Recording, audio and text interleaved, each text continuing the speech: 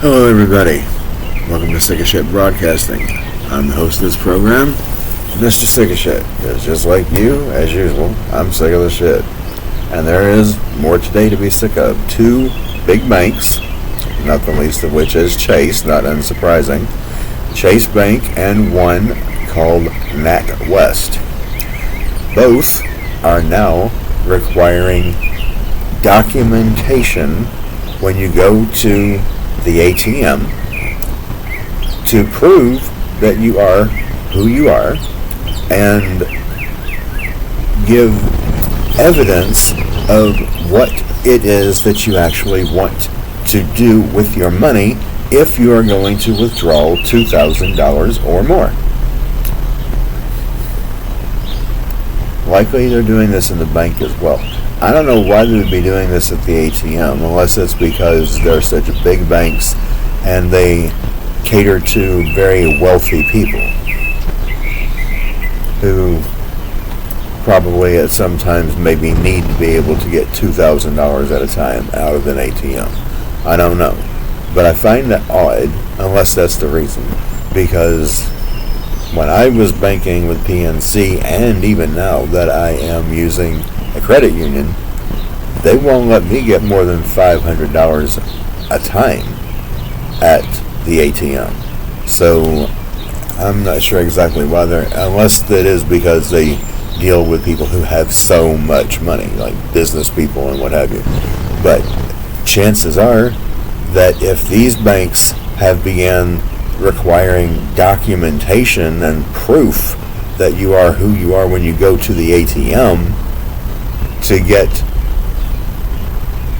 $2,000 or more, banks like PNC and possibly even your credit union may, even for $500, start doing the same thing.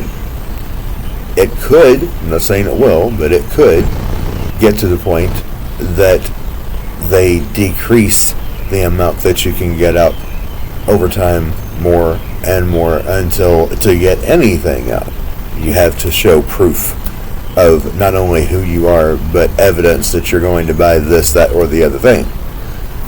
Can't say for sure that's going to happen, but it could. Now that's what's going on the home front in the U.S. Now, God only knows what is coming that will be much worse than that, because we, our country, our idiotic government, is supplying evil governments elsewhere with weapons and God knows what else to fight a war that is either A, unjust, which it is. Either way you look at it, it's unjust. It shouldn't even be happening. We should definitely not be sponsoring it. Or possibly the whole thing is just a big scam and a lot of people are dying and being devastated by a huge scam, which I don't know, but it could be one or the other. And honestly, I'm starting to wonder if it's not the latter. Why, first of all, would we still be borrowing money for anything from China if we are in such, I should say, out of bounds? Well, we are out of bounds. We're always out of bounds in some way or other. But if China is such a huge enemy, why would they even be allowing us to borrow money from them for anything? I wouldn't if I were them. I wouldn't be selling us anything anymore either. But they are. So, I don't know about you, something seems kind of fishy about this whole possible war with China over Taiwan thing.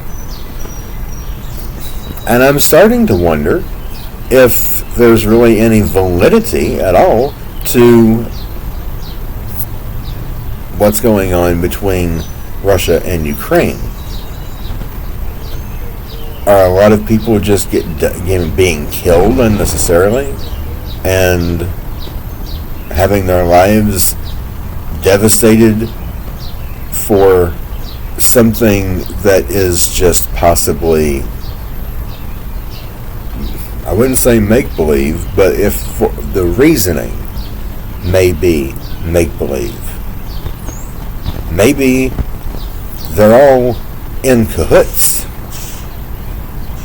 to make this happen, make it look like there's some sort of a legitimate reason for it happening when there may not be any reason for it to be happening at all. For an end result. What might that end result be? Well, we know that NATO is much smaller than BRICS.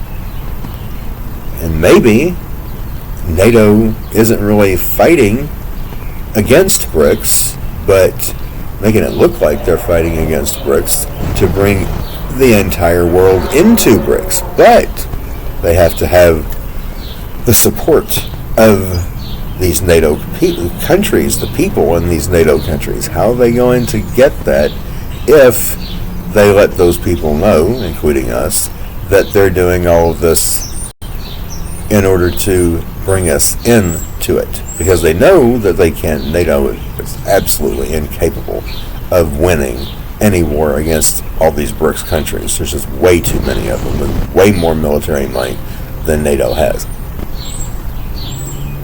So they have to make it look to the people like they're trying to fight it, when in reality they could very well just be making it look that way so that when they lose, they have the support of the people, and when they say, we tried, we lost, we failed, now this is what has to happen. Maybe, I'm just saying maybe, think about it, we know what we have been told for 2,000 years is coming.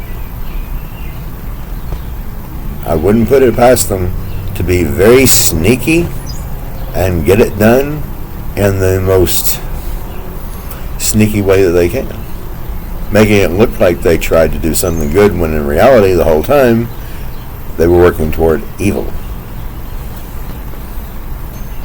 I'm just saying, shooting it out as a possibility, because I'm just starting to think that that may very well be what's going on, because none of this makes any sense. None of it. It just doesn't. None of it should even be happening. And a very intelligent woman once said on a television show that I was watching once, if it doesn't make sense, it isn't true. So, just think about it. What makes sense in any of this? Any of it? Till next time, Mr. Sick of Shit, signing out. Oh, almost signing out. I forgot to mention one of the biggest things. If this, well, regardless of whether this is legit or not, Moscow has had apartment buildings hit by a drone. People have died. Well, I take that back. No one is dead. But Moscow's apartments are being hit by drones now. So, what do you think's going to happen? Doesn't matter whose drone it was. We very likely provided the drone for the Ukraine. So, it doesn't matter really if it was their drone or ours. We provided it, very likely. Or whoever provided it, doesn't matter. But we have provided a lot of weaponry for these people. Now, that being said, is the entire United States now a target? Anywhere in the United States could be a target at this point. So, all I can say is if you're living in the city, especially if you're living in an apartment building, find a way to get somewhere safe. Like out of the city altogether. Now, I'm closing. Mr. Sick of Shit, signing out.